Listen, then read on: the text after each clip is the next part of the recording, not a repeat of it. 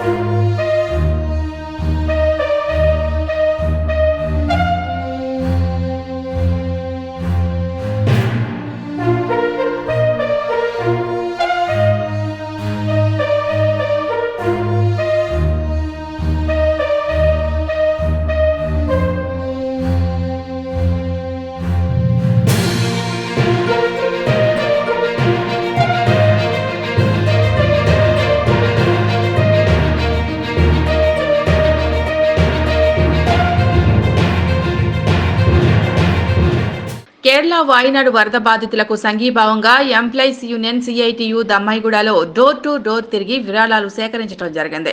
ఈ సందర్భంగా సిఐటియు జిల్లా అధ్యక్షులు ఎర్ర అశోక్ మాట్లాడుతూ, వాయినాడులో ప్రకృతి వైపరీత్యం వల్ల పేదలు, కార్మికులు కుటుంబాలు వరదల్లో చిక్కుకుని చనిపోయిన ఘటన చాలా విషాదకరం. వారి కుటుంబాలను ఆదుకోవటం కోసం సిఐటియు ఎర్రజెండా విరాళాలు సేకరించడం అభినందనీయం. వాయినాడులో ఇప్పటికే వరదల్లో చిక్కుకుని దాదాపు 370 మంది చనిపోవటం విషాదకరమన్నారు. కొన్ని గ్రామాల్లో వరదల్లో చిక్కుకోవటం, ఇండ్లు మునిగిపోవటం, రహదారులు కూడా కొట్టుకుపోవటం, కరెంటు నెట్వర్క్ లేకపోవటం ప్రకృతి వైపరీత్యం. దీనిని అధిగమించటం కోసం అక్కడి ప్రభుత్వం వెంటనే కృషి చేస్తోంది.